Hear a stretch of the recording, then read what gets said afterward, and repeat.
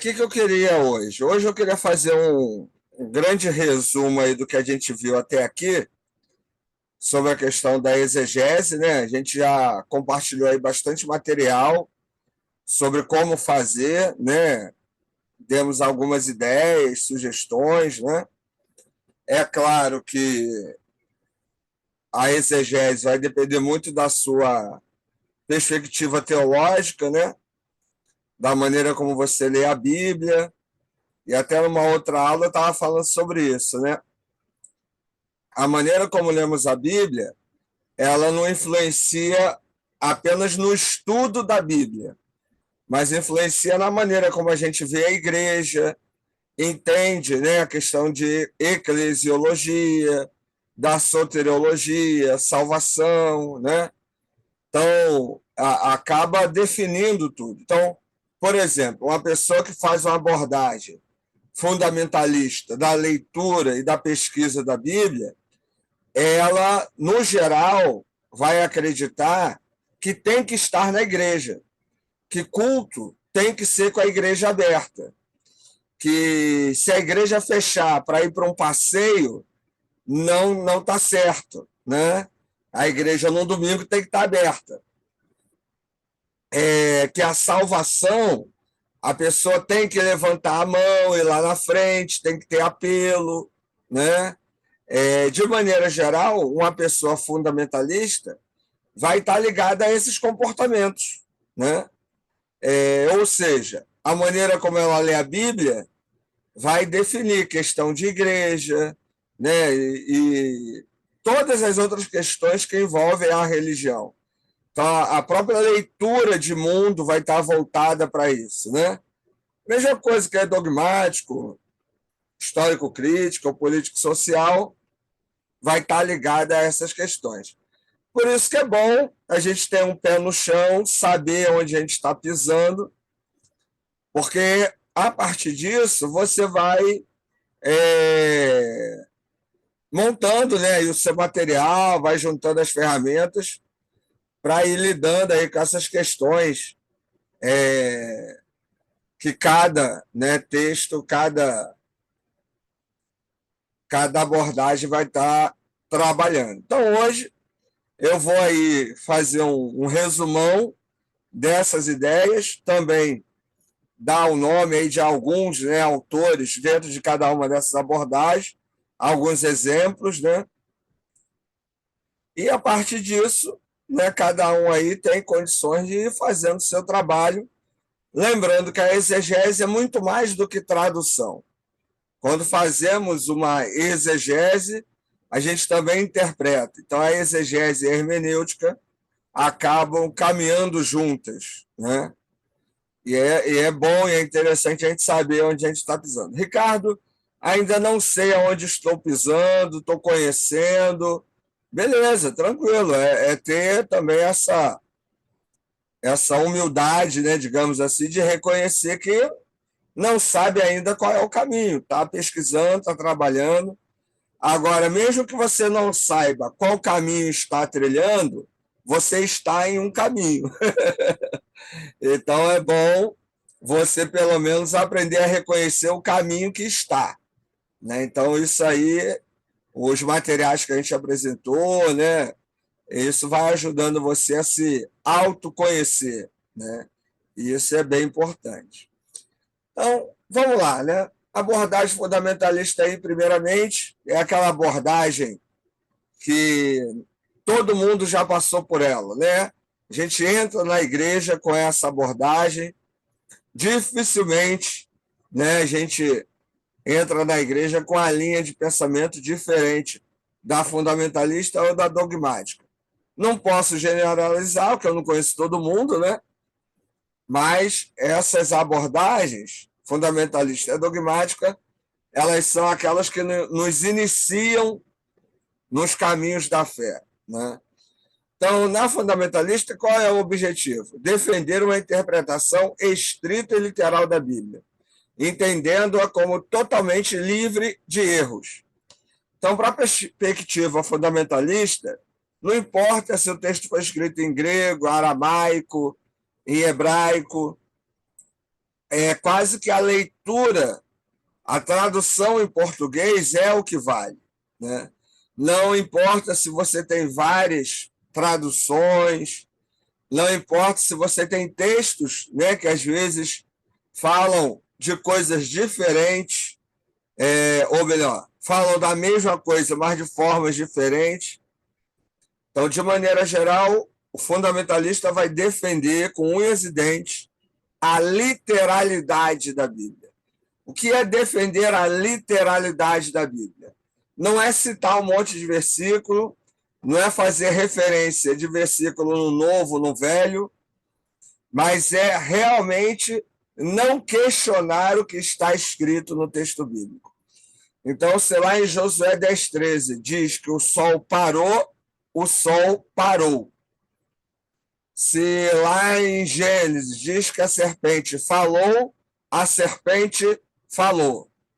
Se em Apocalipse diz que vai ter um dragão de 7 cabeças, vai ter um dragão de 7 cabeças. Ponto final.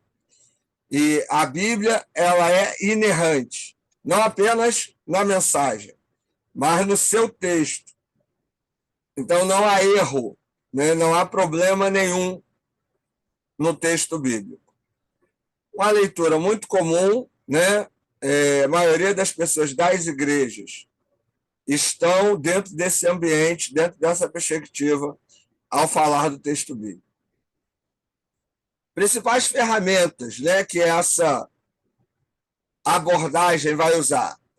Apela fortemente aos textos bíblicos, no geral, defende, né, a Bíblia explica a Bíblia. Né, então, vai tentar, de alguma forma, usar e fazer referências, né, no texto bíblico, tentando justificar uma coisa e outra. Geralmente, o texto é tirado do contexto, né, nesse tipo de leitura. Buscando provar teologicamente seus postulados através de argumentos internos. A Bíblia explica a própria Bíblia, né? Rejeita a crítica histórica por enxergar seus métodos como ameaça à autoridade das Escrituras. Nessa abordagem, qualquer crítica ao processo de formação do texto é visto como um erro e como uma ameaça. Então, questionar os documentos usados, as traduções, né, um texto que a gente já usou, Romanos 8:28.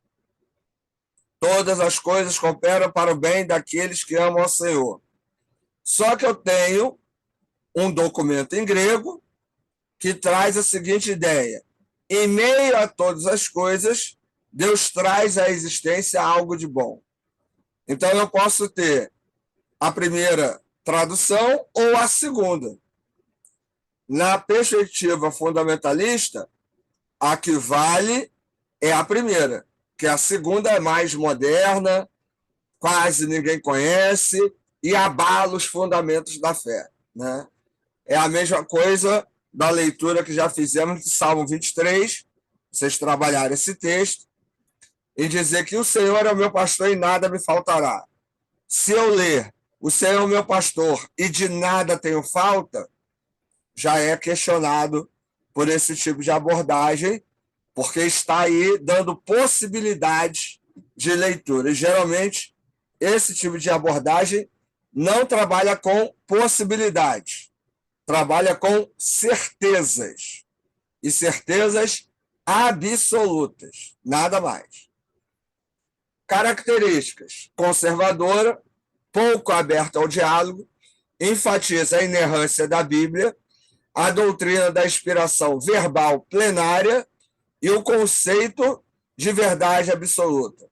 Ou seja, Deus ditou diretamente cada palavra que está no texto bíblico, certo? Nessa perspectiva. Muito comum, né? A maioria das pessoas das igrejas estão aí dentro dessa perspectiva. Principais teólogos aí: Charles Spurgeon, né, influente pastor inglês do século XIX, defensor ferrenho da soberania de Deus. John MacArthur, né, proeminente pastor norte-americano, conhecido por seus ensinamentos calvinistas. E R.C. Sproul, teólogo reformado, que deixou importante obra defendendo visões clássicas da doutrina, né? Eu, particularmente, gosto muito de ler Spurgeon, né? Apesar de seu caráter fundamentalista, mas é uma boa leitura, né? Então, geralmente, pessoas que são ligadas às questões evangelísticas, né, missionários, por exemplo, são fundamentalistas, porque não há como, né, você ser um missionário questionando todo mundo vai ser salvo mesmo. De repente ninguém nem vai ser salvo. Não, ninguém vai para o campo de missões com esse tipo de pensamento, né? Então, geralmente, os missionários, evangelistas, as pessoas ligadas, né, à perspectiva de livre-arbítrio, né, e tal, são fundamentalistas. Mas tem muito calvinista também, extremamente fundamentalista.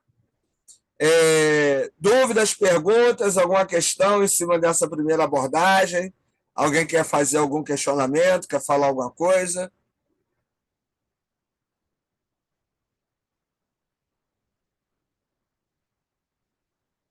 Não? Então, prossigamos.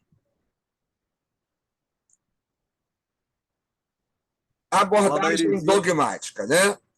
Ela Fala da vai. heresia agora, Ricardo. Fala da heresia Fala agora, aí. da abordagem crítica aí, pô. Daqui a pouco, irmão. Paciência é uma virtude. A longanimidade faz parte do fruto do Espírito, ou, em algumas melhores versões, das virtudes do Espírito. Então, calma o coração. Eita terra, glória! Valeu. Vamos Sobre o lá. dragão. É o quê? Depois fala sobre o dragão. Na perspectiva crítica, não tem dragão, ponto. Olha, é um símbolo do Império Romano que dominava, né, a política mundial na época. Vamos lá. Na abordagem dogmática. Objetivo: sistematizar e defender as verdades centrais da fé cristã, de acordo com aquela doutrina, conforme formuladas nas confissões e credos históricos. Por exemplo, vamos pegar o calvinismo. Todo mundo que é calvinista faz uma leitura dogmática. Por quê? Porque o calvinista vai ler no texto bíblico, por exemplo, a predestinação. Vai entender que Deus predestinou. Mas tem a direta, a indireta, a total, a universal, tem tanto tipo de predestinação. Todos esses conceitos são dogmáticos, doutrinários. Ricardo, e quem acredita no livre-arbítrio? Também faz a abordagem dogmática. Por quê? Porque o texto bíblico, o texto em si, ele não defende nenhuma e nem outra. E nem dá razão para uma e nem para outra. Cada doutrina vai ler nesses textos bíblicos as questões relativas ao arminianismo e ao calvinismo. Então, se você é aquele defensor ferrenho do livre-arbítrio, a sua leitura é dogmática. Ricardo, mas eu faço a leitura histórico-crítica e acredito na predestinação. Não, você faz a leitura dogmática. Porque o histórico-crítico não lê isso no texto. Porque o texto não fala disso, né? Não tem como. Só através da leitura dogmática. É a mesma coisa do que dizer assim, né? Uma leitura dogmática, exemplificando. O crente não pode ir à praia. O crente não pode ver televisão. O crente não pode fazer tatuagem. Essas são leituras dogmáticas, porque não há proibições expressas no texto bíblico em relação a esses comportamentos. Cada doutrina vai ler essas ações de uma maneira. Então, isso é a leitura dogmática. Toda doutrina lê a Bíblia dessa maneira. Batista, Assembleia, Presbiteriana, Metodista. Não importa a doutrina, se é doutrina, é dogma, né?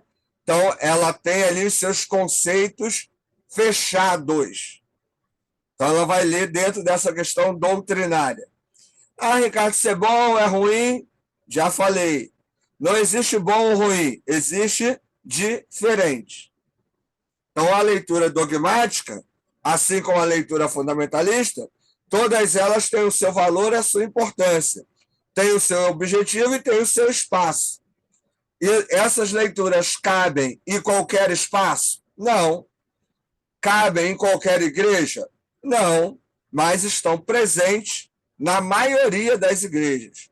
E a maioria do pensamento dos cristãos está aí dentro do fundamentalismo e do dogmatismo. Principais ferramentas dessa abordagem: estudos exegéticos e teológicos utilizados para fundamentar os dogmas e símbolos da tradição. Privilegia obras confessionais, como a Confissão de Fé de Westminster, que é a que os presbiterianos usam, né? Vou dar um exemplo. Alguém que faça a leitura dogmática vai pegar o termo baptizo em grego e vai dizer, não, baptizo é imergir. Então, o batista tradicional, né, aquele ali, ferrenho, batista do pé roxo, vai dizer que baptizo, em grego, é imergir.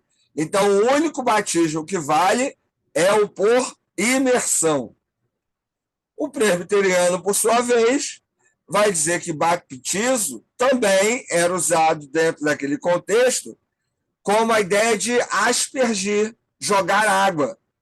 Então, necessariamente, não é apenas imergir. Eu também posso aspergir. Então, o presbiteriano vai, em vez de imergir, vai aspergir. Então, qual é o batismo que vale? Qual é o melhor? Qual é o que vai deixar você entrar para o céu? Vai depender da doutrina. Existem outras doutrinas que dizem que, além de imergir, tem que ser em água corrente, para poder levar o pecado. Porque se for em água parada, o pastor absorve o pecado de todo mundo que está sendo batizado. Essas questões, se é em água parada ou água corrente, se é por aspersão ou se é por imersão, são questões dogmáticas, doutrinárias. E cada uma dessas perspectivas doutrinárias vai fazer a sua tradução dos textos, análise contextual, para tentar comprovar que a sua doutrina é a que está certa e que o outro está errado, certo? Como eu falei, a exegese vai depender de quem faz. Então, se eu tenho um calvinista ferrenho, toda a exegese dele vai apontar para a doutrina. Se eu sou arminiano, toda a exegese vai apontar para o arminianismo. Igual tem aí um doutor, né, de teologia famoso, né? Tem vários vídeos aí no YouTube e tal. O pessoal está sempre comentando dele, que o pessoal acha que é interessante, que é legal, mas ele pertence a uma determinada doutrina. Ele fala por essa doutrina. Então, sempre que você ouvi-lo, você tem que entender que ele não fala a partir do zero. Ele fala a partir de um ponto, a partir de uma doutrina. Então, por mais que se faça estudos arqueológicos, doutrinários e aí por diante, tudo isso tem a ver com a doutrina dele. Então, isso é importante a gente entender. Para quê? Para saber onde estamos pisando e não repetir conceitos que vêm de outras doutrinas, né? Fala, Cristiano. Mas aí, Ricardo, deixa eu te perguntar, quando a Bíblia se refere, se não me engano, acho que a carta a Timóteo, segunda carta de Timóteo, quando se refere lá, usa aquele termo da sã doutrina, o que ela está querendo dizer ali, né, naquele texto especificamente? Então, na abordagem dogmática, para um batista pé roxo, a sã doutrina é a Convenção Batista Brasileira, né? A declaração doutrinária da Convenção Batista Brasileira. Para um presbiteriano, é a confissão de Westminster, o presbiteriano do Perroz. Na perspectiva histórico-crítica, a sã doutrina ela era a repetição da proclamação dos apóstolos, que era o quê? Jesus Cristo nasceu, viveu, morreu e ressuscitou. Então, essa é a sã doutrina. Essa era a verdadeira doutrina. Cristo, pregar Cristo. Cristo é o modelo, Cristo é o exemplo, Cristo é o meio e o caminho para a salvação. Ponto final, mais nada. O resto todo era irrelevante. Né? Então, essa era a doutrina dos apóstolos. Essa era a sã doutrina. Tudo que veio depois acabou vindo com o processo de institucionalização. E aí cada grupo foi assumindo, né, uma forma de ler o texto bíblico e, com isso, criando uma doutrina, criando um dogma. Mas o Novo Testamento, quando fala de sã doutrina, é a centralidade da pregação na pessoa de Cristo. Se fizéssemos só isso, dificilmente a gente ia essa bagunça toda que é hoje aí, entendeu? No caso, então, que se bem me lembro, eu dei uma olhada aqui antes de perguntar, mas eu só vi rápido só. Eu bem me lembro, o texto é até uma advertência, né? Que chegará um tempo em que os homens não suportarão essa sã doutrina. No caso, seria... eu posso encarar isso também, no caso, como um alerta para esse desvio, né, da centralidade de Cristo. Sim, e é justamente isso. Outros valores, outras ideias que descentralizam o sacrifício de Cristo, no caso, né? Isso aí. Essa era a preocupação da reforma, né, que a igreja, na época, desviou da pregação de Cristo. E é só ver as igrejas hoje. Olha o pessoal pregando hoje. A maioria do pessoal que prega hoje é autoajuda. Não tem mais Jesus. Né? Deus é o grande auxiliador, é o grande coach, né? Jesus é o cara maneiro que me ajuda a lidar com as questões emocionais da vida, mas a pessoa de Cristo como caminho para a salvação, isso aí foi desviado. Isso aí, né, igreja boa é a igreja que se sente bem, né, que dá um astral legal, que não fala de pecado, de salvação, de inferno. Então, o problema que tinha naquela época é o mesmo hoje. As pessoas desviavam da pessoa de Cristo para qualquer outra coisa. Não é uma novidade do nosso tempo. Já no primeiro século, já existia esse tipo de coisa, entendeu? Mas dá para encarar por aí. Beleza? Beleza, professor, está respondido. Então, vamos lá.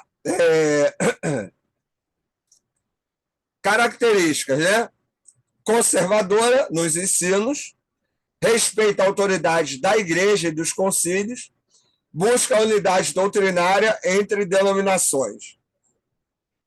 No caso aqui, a autoridade da igreja, na Igreja Batista, hoje isso se perdeu, que a denominação batista, cada igreja faz o que quer, né? Tem nichos dentro da denominação batista. Mas ainda existem algumas denominações que são bem fechadas nisso. Por exemplo, a presbiteriana. A presbiteriana, né, tem um concílio, tem um presbitério, né, dentro da igreja, fora da igreja, e ele, né, claro que tem suas variantes, mas de maneira geral mantém bem fechado ali com a questão doutrinária. Quando alguém começa a se desviar, é convidado a se retirar. Né? Na Igreja Batista, a pessoa cria um nome, aí cria a igreja dele, né? Então tem batista aí hoje de tudo quanto é tipo. Mas em algumas doutrinas, isso ainda é bem fechado, né?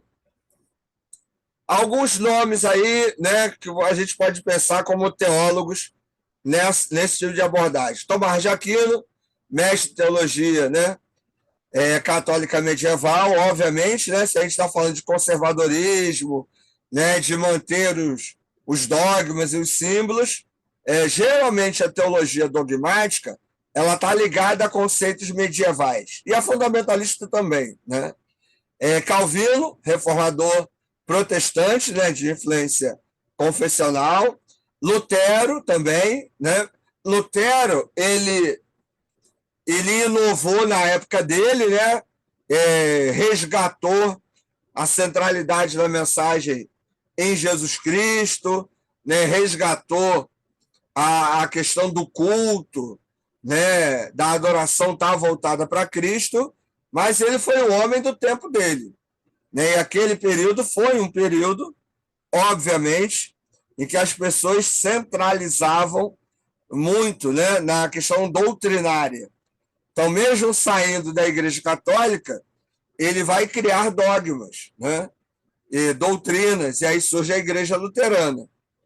Então, ele resgata o foco em Jesus, mas tem os rituais, né? Toda igreja aí que tem o seu ritual, né, que tem a sua liturgia, isso tem a ver com a doutrina, com o dogma, né? Cada igreja vai ter a sua forma de realizar isso.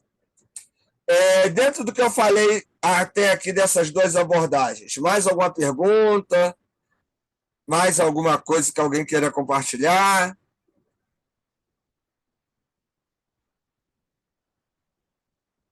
Não?